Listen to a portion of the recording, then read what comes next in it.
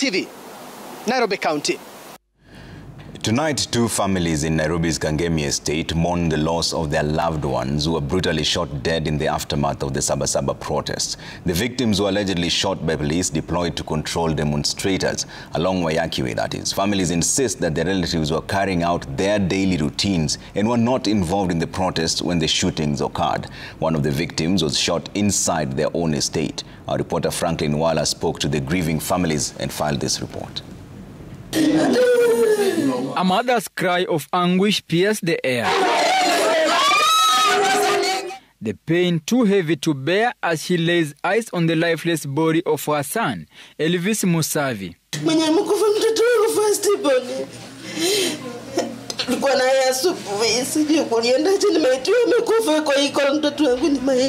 She had just arrived at Eagles Hospital in Kangemi, where her son's body lay. Overwhelmed by grief, she collapsed in disbelief, her cries echoing through the corridors of the hospital.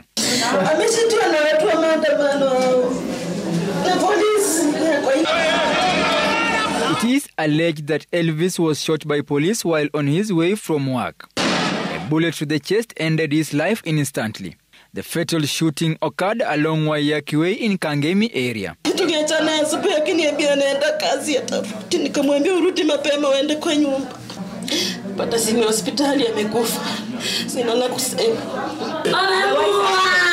His widow is crushed. Mumewe aliondoka nyumbani kwenda kutafuta riziki lakini hakurejea hai.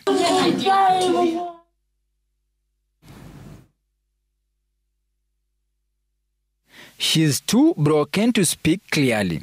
She says Paul was shot within their plot as he stepped out briefly to go to the shop.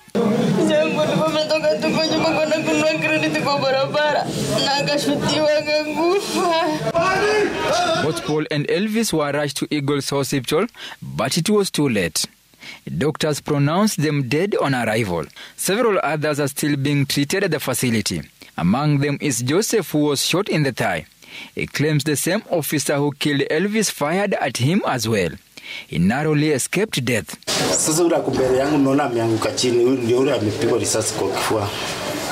Ameanguka chini. Sasa na mimi nasikia mkono na vibrate. Kuangalia ni kama damu inamwagika mingi sana. Another victim at the hospital is said to have been struck in the groin. He is still recuperating at the facility. Back on the streets, scenes of chaos unfolded in Kangemi and along Wayakiwe.